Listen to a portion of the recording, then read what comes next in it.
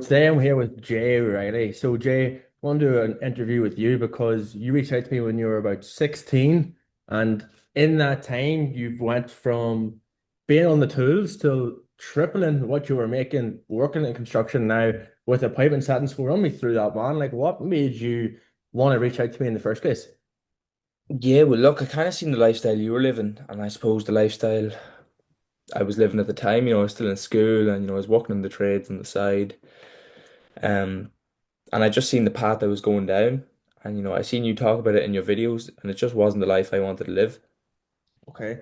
So you're still in school, right? And so what, you're working on the weekends, you're working part-time? Like what way did that work? Yeah, so I was in transition year in school, so I wasn't really even going in. See, I never really had the intention to finish school, but I was just too young to drop out. So I was kind of just, going in 1 or 2 days a week and working, laboring for Blacklayers the other 3, 4 days a week. So now that's a southern term. What does transition year mean? I don't even know what that means. So transition year, you go, well, in secondary school, you have 6 years. You go your first 3 years, and then you do your junior cert, Right. which means nothing. It's just like a mock of your leaving cert. And then you go either to fourth year, or you can skip it and go to fifth year, sixth year, which is the leaving cert. But if you go into fourth year, it's called transition year, where it's just a DOS year basically. You go on school trips.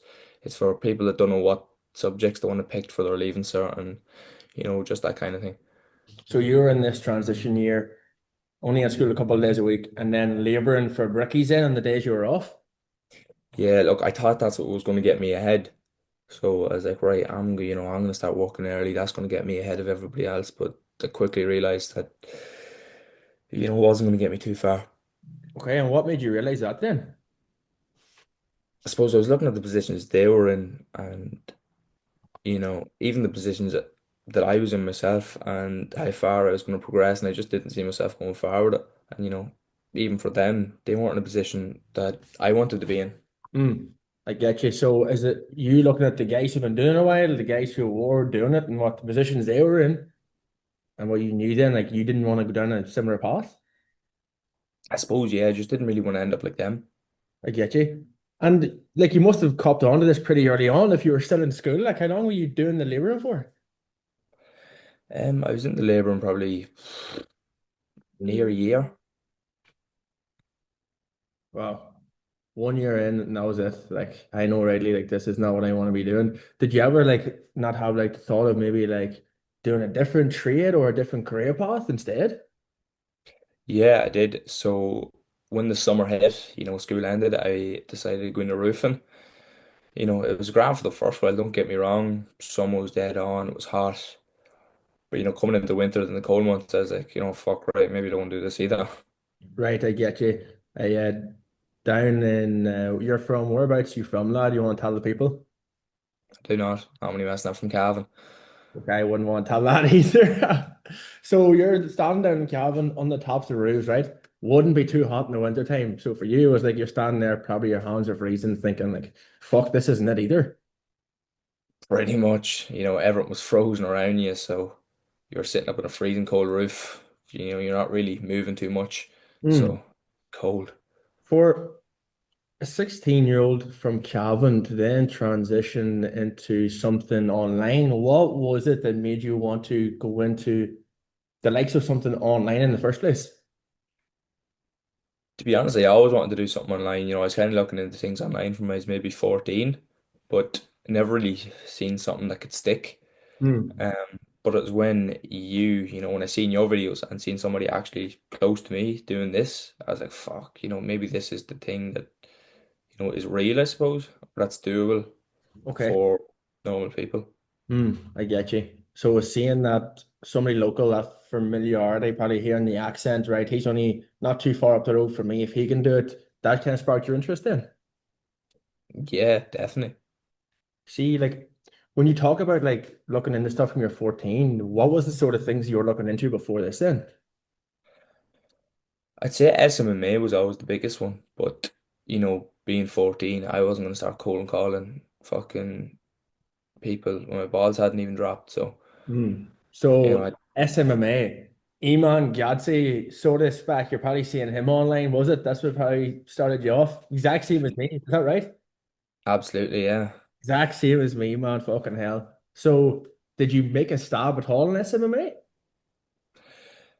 I wouldn't say I took a stab at it. I'd done just loads and loads of research and procrastination, and that's as far as I got. Okay, I get you. So you procrastinated for what, 2 years, then seen me, and that's how it went, or were you like in anything beforehand, like to do with SMA? Not really, I always used my age as an excuse when I was younger. So I was always just going to wait till I was 16, because I couldn't get a bank account or anything like that to transfer money. So, I was always just using that excuse of I'll wait. And, then I was 16, I regretted waiting. That's mad, lad. Like, I only such a young age to have that initiative to actually want to look into something online. I mean, fuck, lad. If I was like, if I had had the cop on that you have at your age, God knows where I'd been. I actually fuck. I actually busy doing degenerate shit at 16. But run me through it then, right? You seen me when you first seen me. Run me through that. Like, what was going on there? I suppose you just kind of popped up on my view page on TikTok. I was like, fuck, there's an Irish boy working online now. It's not too often you see that. I think I kind of scrolled through your page and, I was actually sitting on my lunch at work. I remember it, and it was pissing rain outside. I remember I was leaving for Black Layers. And that's just kind of when I messaged you. I was like, fuck, this man is doing what I want to do. Like, Hmm. he's actually escaped. So I was like, fuck, I'll drop you a message. So at this stage, you're in eating the cold sandwiches, what, it's pissing rain, about to go back out on the roof, and then one of my videos popped up. When I first reached out to you, I was leaving for Black Layers, and it was just pissing rain. Hmm. You know, blocks are slippy, cutting your hands. I was like, fuck this. Okay, I get you. So that first initial contact you had with me, there was a long period after that there before you actually got up and going then. Yeah, so we were out of contact for about 8 months. We were back and forward for a good while, weren't we? Absolutely. So run me through those 8 months. What exactly did those 8 months consist of then in the lead up to you getting started? That 8 months was just me, I suppose, procrastinating again, and I suppose just saving up the money. If I want to, I suppose I was thinking if I want to make this work, I kind of want to invest in the proper training that will actually get me the best results, I suppose. So, Hmm. I kind of took my time. I was only making like €300 a week, and if I was buying food and stuff on top of that, I wasn't really left with much. So it took me a wee bit of time to save a bit of money, and I suppose actually stop procrastinating. Fuck that. 8 months is some willpower, like some dedication to go constantly keeping in contact with me for that whole time. Like for you to do that, right? Was it just the motivation of like seeing the boys when you were roofing and the weather that just like kept you motivated over those 8 months and seeing me, or was there more going on? Yeah, I suppose it's just trying to see in the people around me my whole life. Like, I don't really know anybody around me that's particularly successful or living the life I want. So when I look at the people around me, I suppose, don't want to be like them. I Yeah. suppose I just want more for myself. Mm, I get you. You see, like it's very it's kind of very hard. I would say hard in a way to want to go down a different path than everyone else, because like everybody's bred to go down this way, right? Especially from you being from Cavan. Was there any like fear or anything going on there, for you to take a different path? Were you fearful in any way or, from stepping out of the normal and doing something different? Like, I take it none of your families in the online game. No, no, they're all trades. So yeah, it was different, but the fear, it wasn't like genuine like fear because I knew, right, what do I have to actually lose? Like, I'm giving up something that I don't want to do anyway. So there's nothing I really have to lose. But obviously there is that fear of change. Mhm. So for you, it was the motivation of, I don't want to do this. What have I actually got to lose? So you didn't let that fear actually hinder like you getting started in any way then? No, it definitely didn't alter my decision. It's not like I was rolling around in bed and night thinking about it. It was like, okay, what is there to actually think about here? Like, I have the two decisions here. sit with the fear. I'm sticking to trays the rest of my life. You know, take a leap and risk a life I don't want to live anyway. Okay. I get that, lad. So for you then, right, take the leap, risk a life that you don't want to live anyway. How long ago was it that you got started then? Talk us through that. What is it, 8, 9 months ago now? Right. 8 months ago, you got started, and talk us through that. When you got started, like what was your first thoughts coming into, the academy, the learning and everything like that? To be honest, I was shocked. Like it had everything that I suppose I needed and more. Um, I was absolutely baffled as if fuck, right, there's no way if I put in the work here I can fail. Hmm. And for you then, I guess, like what was there some things that like confused you or anything like that then when you're getting started? Obviously, only being 16 coming from the trades. Nothing particularly like absolutely rattled my brain, there was the community there, if there was anything that was confusing me, I could reach out to anybody, which was very helpful, especially the Irish community. I really, I suppose, took advantage of them lads that were local, that were further ahead than me. Mhm. So obviously for you then, right, you come in with the intention of doing appointment setting first, right? Yep. Like you mentioned before, with the SMA, you couldn't be cold calling businesses. Your balls hadn't really dropped yet, right? When it came to closing, we couldn't really put you into a closing, get you a closing role yet because the age was kind of a factor there. But for you then, we focused on the path of appointment setting. So talk us through that. How long did it take you, to get your first appointment setting role from you joined in? To get part of my first role, it was maybe it was a month. No, 3 weeks. 3 weeks is when I first got into the DMs. Okay, 3 weeks, right? So you started 3 weeks, you were a piping setting. And what was it like then when you first started the piping setting? Like, because you're obviously still working at the time. Yeah, look, I took a leap myself and decided, right, I'm gonna go all in appointment setting. So look, that part, don't get me wrong, wee bit scary, but it was nothing I regret.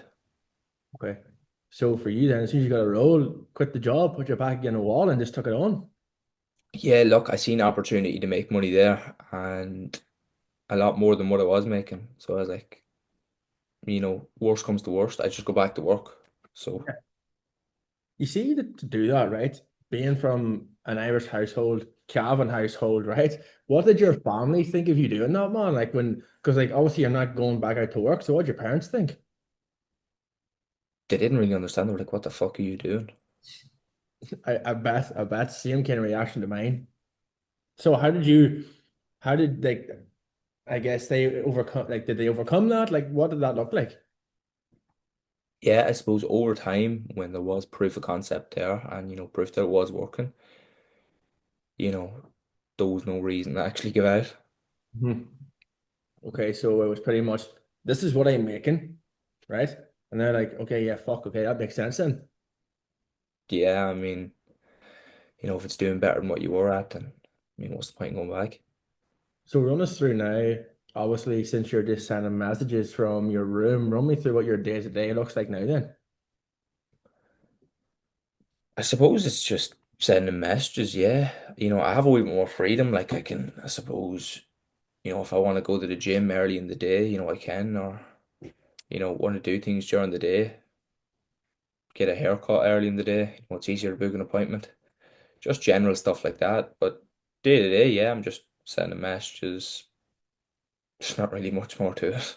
You send messages, you have the freedom to go to the gym, go get your haircut, go pretty much have the freedom to structure your own day then around what you're doing. That's really it. Yeah, I structure my day around what I can do, which is something I like a lot more than, okay, you're working 8 till 5, that's it. Mhm. So talk me through, right? You mentioned that you were making €300 a week when you were working as a roofer, is that right?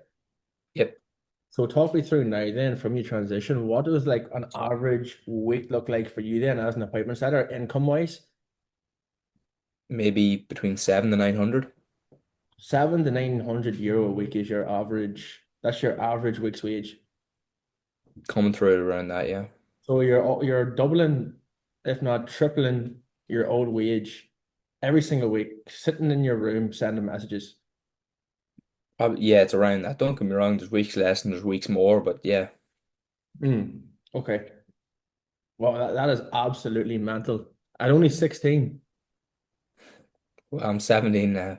So you're 17 now. And for you then, right? Like, even with appointment setting, it doesn't have to be the end all be all. You've started with appointment setting, learned the basics there, tripling your income with that. And now like there's no reason why we can't get transitioned into a closing role and scale that on even further in the future then. Oh, 100%. I think appointment setting gives you a really good idea of the space and how everything works. So I think it's a really good stepping stone into closing. I guess for you, lad, like what would you say the future holds you then? Like have you any goals moving forward in the future of where you want to be at and what you want to be doing then? Because maybe of the skills you've learned here? Yeah, 100%. Don't get me wrong, there's targets for money there. I want to be hitting 10K a month by the end of the year, which I genuinely believe I can do.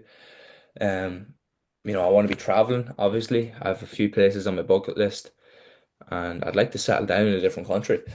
Hmm. That's the main objective then. Get out of Cavan. I'm sure you can understand. Get out of Cavan. Yeah. I can definitely understand why you'd want to get out of Cavan, lad. So where's the end goal? Where's the country you're going to? To be honest, the end goal down the line, probably Switzerland, but uh, Really? I'll not, I'll not be going there for a while. Yeah. Is the blonde bitches? Is that why you want to go there? I was more thinking the Alps, but yeah. You want to leave rainy, cold Cavan to go to the Alps then? This skiing. Look, don't get me wrong, they're often compared, but yeah, I think I go to Switzerland. So for you, right? That's the end goal to travel. But I guess like is the end goal for you to be closing or like what's the end goal there, lad? Like maybe business wise? Because you're only To be set. honest, yeah, I kind of want to do everything. I want to have experience in everything. Clothing's the next goal, but I Hmm. suppose the end goal is building up a personal brand. Yeah, 100%. And like, why do you feel like it's so important then to actually start off with satin and closing first and then go into personal branding? I suppose it's good to document your journey the whole time, but it definitely, it's given you good experience in the space. You always have that thing there, I suppose, to document. Like, I mean, you can make content, but there's no point making it on nothing. Mhm. You see, further down the line, like if you want to have a big, massive personal brand, maybe have your own offer attached to it, right? You're going to need appointment setters with your business. You're going to need closures with your business. So now, for you going down this path and really mastering the skill of setting, then transitioning to closing, really mastering the art of closing. When you start your own personal brand, you're able to run teams, you're able to run setters, run closers, know what they're doing wrong. You're able to coach them and pour into them because you've actually learned the skills yourself then. 100% lad, when you've that experience in the space and you know how everything works, you know, you're able to keep your own thing taken over. 100%. And we're linking up soon in Vietnam. So we are. When you come back to Vietnam? Yeah, so I'm coming out in September, hopefully. So, hope no.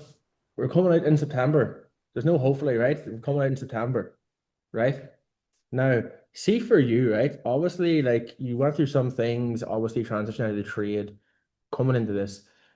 What advice would you give to a beginner, not only a 16-year-old, but anybody in general who's thinking about maybe getting into the online space? Like, what advice would you have for them, after your journey?